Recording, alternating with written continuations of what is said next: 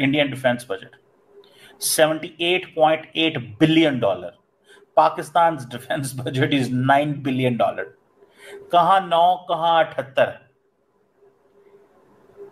नए माली साल के लिए दिफाई बजट में 20% इजाफे की तजवीज़ है। दिफा के लिए 2550 अरब रुपए मुख्तस करने की सिफारिश है। मिलिट्री पेंशनर्स की मद में 742 अरब और मुलाजमीन से मुतल्लिका अखराजात के लिए 846 अरब रुपए रखने की तजवीज़ है।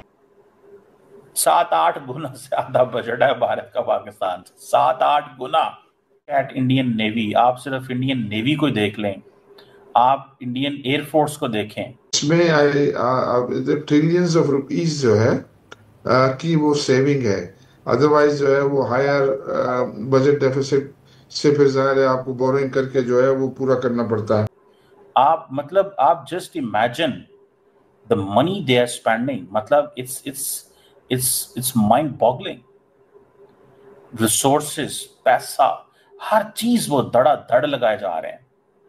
आप सिर्फ आप एयरक्राफ्ट कैरियर ही चेक कर लें, just check their aircraft carriers, आपको समझ आएगी that how much they are spending on the aircraft carriers just.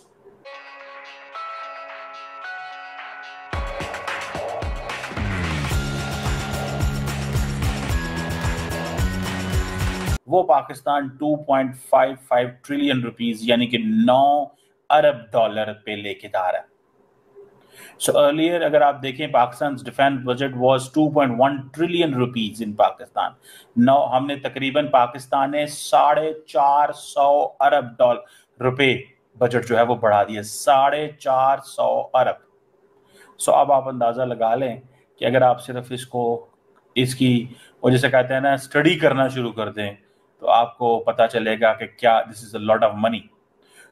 So Pakistan is spending this defence budget, उसकी वजह है कि जरूरत पड़ गई है। इंडिया जितना एग्रेसिवली खेल रहा है और ये मिलिट्री स्पेंडिंग अगर पाकिस्तान नहीं करता तो ये जो रिसेंट क्लैशेस हुए हैं भारत और पाकिस्तान में, तो इंडिया का तो डिफेंस बजट इज ऑलरेडी, उस पर तो बात करने की जरूरत ही कोई नहीं है। कहां पे देखें, just look at Indian defence budget $78.8 billion. Pakistan's defense budget is $9 billion. कहां 9 कहां 78? 7-8 गुना ज्यादा बजट है भारत का पाकिस्तान से, 7-8 गुना। लेकिन फिर भी Pakistan is competing, is restoring deterrence, maintaining everything. अब ये समझ लें कि so earlier it was 2.12 trillion Pak rupee, now it is 2.55 trillion, that makes into $9 billion। और 20% जो है जिसे वो कहते हैं ना बढ़ाया गया। और प्राइम मिनिस्टर ने आज ये किया सारा, उन्होंने प्राइम मिनिस्टर को पता था कि अगर हम ये नहीं करते तो इंडिया ऑलरेडी बहुत आगे चला गया। हालांकि पाकिस्तान की जो स्पेंडिंग है इन टर्म्स ऑफ अदरवाइज वो कम की है पाकिस्तान ने, लेकिन रिसोर्सेज आपको बढ़ाने पड़ेंगे क्योंकि पाकिस्तान की जिसे कहते हैं ना चैलेंजेस बढ़ गए हैं। ये चैलेंजेस बढ़ गए हैं और ये चैलेंजेस कम नहीं हो पा रहे,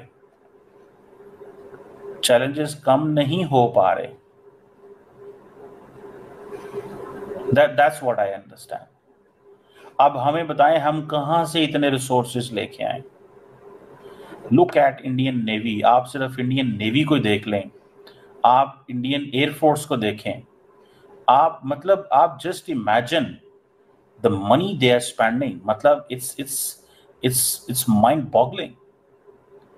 रिसोर्सेस, पैसा, हर चीज वो धड़ाधड़ लगाए जा रहे हैं।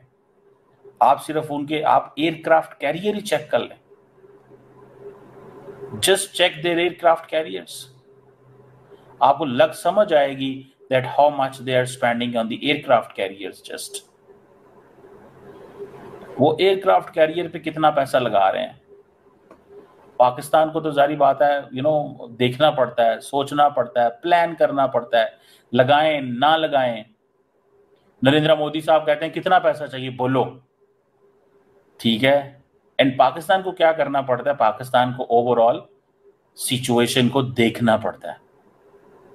इंडिया के तो एयरक्राफ्ट कैरियर्स इस वक्त जिसे वो कहते हैं ना कि छाए पड़े हैं, इंडियन एयरक्राफ्ट कैरियर्स छाए पड़े हैं, और हमें जारी बात है बहुत सारी चीज़ों को देखना पड़ता है। अब फॉर एग्जांपल इंडिया का अगर आप डिफेंस बजट देखें, कहाँ पे 79 बिलियन डॉलर, ठीक है ना जी। अब बहुत सारे लोगों का कहना है जी वो फौज भी तो बढ़ी है ना, तो भाई रिसोर्सेज भी तो बढ़े हैं, और इंडिया ने 10% इंक्रीज किया था पिछले साल, ये जो भी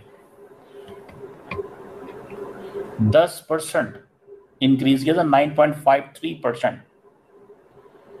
एयरक्राफ्ट और जो क्राफ्ट इंजन वगैरह पे 5.6 बिलियन डॉलर्स। यानी कि आप सिर्फ देख लें एयरफोर्स, आर्मी, नेवी तकरीबन 7 और 6, 15 अरब डॉलर का तो डिफेंस इक्विपमेंट, ये 15 अरब डॉलर का तो ये प्रोक्योरमेंट कर लेते हैं इंडियंस। 15 अरब डॉलर जो मेरी पूरी फौज लेती है, पूरी की पूरी फौज जो 9 अरब डॉलर खर्चती है, पूरी की पूरी फौज, और वो 15 अरब डॉलर का सिर्फ वो प्रोक्योर कर लेते हैं। वो कहता है भजन टेंशन ही कोई नहीं, कितने पैसे चाहिए ना 10, ये पकड़ो। और जैसे इंडियन एनालिस्ट, डिफेंस एनालिस्ट क्या कहते हैं, बताओ क्या चाहिए। अब इंडिया को ड्रोन्स चाहिए, एयर डिफेंस सिस्टम्स चाहिए, टैंक्स चाहिए, फाइटर जेट्स चाहिए। अभी वो अब 35 या Su-57 लेंगे, S-400 लेंगे, क्या क्या कुछ नहीं लेंगे। डोनाल्ड ट्रंप पहले ही कह चुका हुआ है कि जनाब लो मुझसे, मेरे से प्रोक्योर करो। अभी कॉमर्स सेक्रेटरी ने अगले दिन इंडियंस को कहा है। ये बड़ा आपने आम नुक्ता बयान किया। अच्छा, जो तनकीद हो रही वो कह रहे हैं, जैसे आपने फरमाया बिल्कुल सही है कि जी सिंबॉलिक जो है थोड़ा सा कॉर्पोरेट सेक्टर को रिलीफ दिया गया है, सिंबॉलिक जो है वो तनख्वाहदार तबके को भी दिया गया है।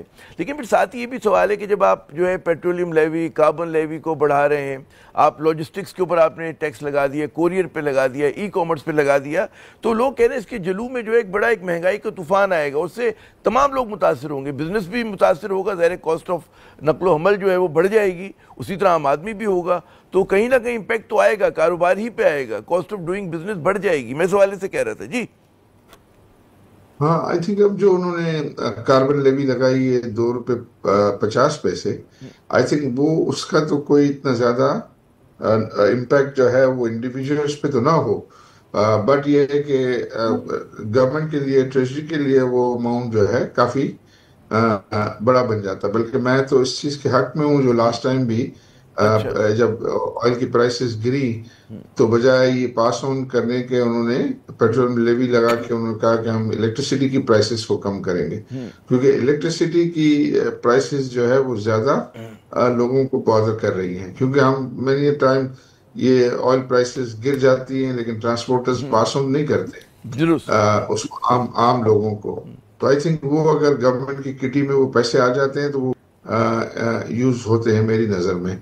तो उसमें जो है एक्चुअली कुछ लोगों की एक्सपेक्टेशंस जो है वो पहले बढ़ी हुई थी, सैलरीड क्लास की भी जो है वो बढ़ी हुई थी, और उनकी बात जायज है कि भाई ये तो बहुत ही कम जो है वो रिलीफ है, तो रिलीफ। लेकिन हमें इसको नहीं भूलना चाहिए कि हम IMF प्रोग्राम में हैं और वो IMF का डिसिप्लिन हम पे लागू है, और उसके होते हुए देखें ना, अभी हम तो अगर मार्केट के पॉइंट ऑफ व्यू से हम देखते हैं तो बातें हो रही थी कि कैपिटल गेन टैक्स बढ़ जाएगा, बातें हो रही थी कि डिविडेंड टैक्स बढ़ जाएगा।